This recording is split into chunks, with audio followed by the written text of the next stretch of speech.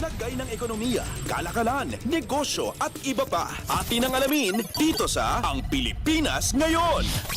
Magandang araw, narito tayong muli para sa segmentong Balitang Negosyo at Kalakalan. May babala ang Department of Agriculture o DA sa sinumang magtatangkang samantalahin ang bentahan ng NFA rice upang makapanlamang. Ayon kay Agriculture Secretary Francisco Tiu Laurel Jr., ipadadakip niya sa mga otoridad sa sandaling may makarating sa kanya na sumbong hinggil sa pagpapatong ng presyo sa mga murang bigas. Sa panayam kay Secretary Laurel kasunod ng pagsimula ng bentahan ng NFA rice sa San Juan City, sinabi nitong pinapayagan naman nila ang mga negosyante na bumili ng kaban-kabang NFA rice para ibenta, subalit hindi ito dapat tubuan ng malaki.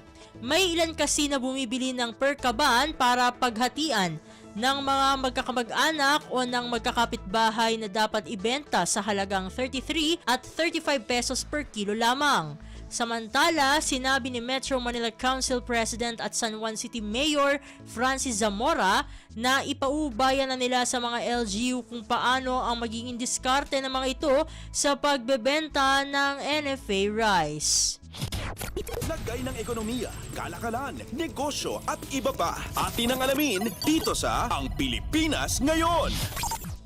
Sa iba pang mga balitang negosyo, kasunod ng tagumpay na nakamit ng Pilipinas na matanggal sa gray list ng Financial Action Task Force, sinabi ni Finance Secretary Ralph Recto na nakatuon ngayon ang gobyerno para sa Road to A target ng bansa.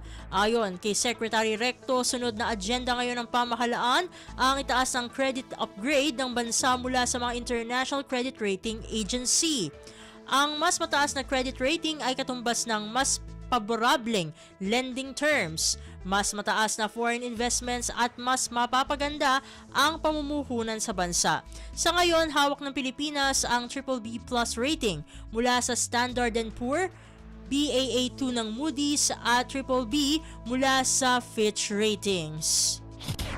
Lagay ng ekonomiya, kalakalan, negosyo at iba pa. Atin ang alamin dito sa Ang Pilipinas Ngayon. At sa pagbabakas ng ating segmento, mahigit sa 200,000 negosyo dito sa Pilipinas ang binisita ng mga tauhan ng Bureau of Internal Revenue o BIR. Ito'y bilang bahagi ng Friendly Tax Compliance Verification Drive o TCVD ng ahensya ayon kay Commissioner Romeo Lumagi Jr. Ang TCVD na idinaos noong Pebrero 10 hanggang Pebrero 14 ay nakatuon sa pagtulong sa mga taxpayer na maunawaan ang kanilang tax obligations, matukoy ang common issues at magabayan sila sa pagwasto sa mga ito upang matiyak ang tamang pagsunod sa tax laws. Sa isinagawang inspeksyon, natuklasan ng BIR na 12% sa mga establishmentong binisita ay hindi nakarehistro na nagbigay diin sa pangailangan para sa patuloy na pagsisikap na isulong ang wastong business registration. Sinabi pa ng BIR na marami sa mga negosyong ito ay hindi rin alam ang kanilang mga obligasyon. Ang mga kadalasang paglabag ay kinabibilangan ng pag-ooperate ng walang nararapat na registration, hindi pagtatago ng books of account sa lugar ng negosyo at hindi pagdi-display ng certificate of registration.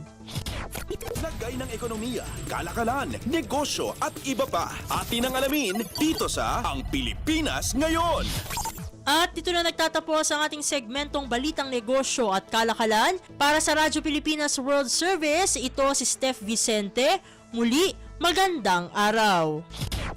Lagay ng ekonomiya, kalakalan, negosyo at iba pa. Atin ang alamin dito sa Ang Pilipinas Ngayon.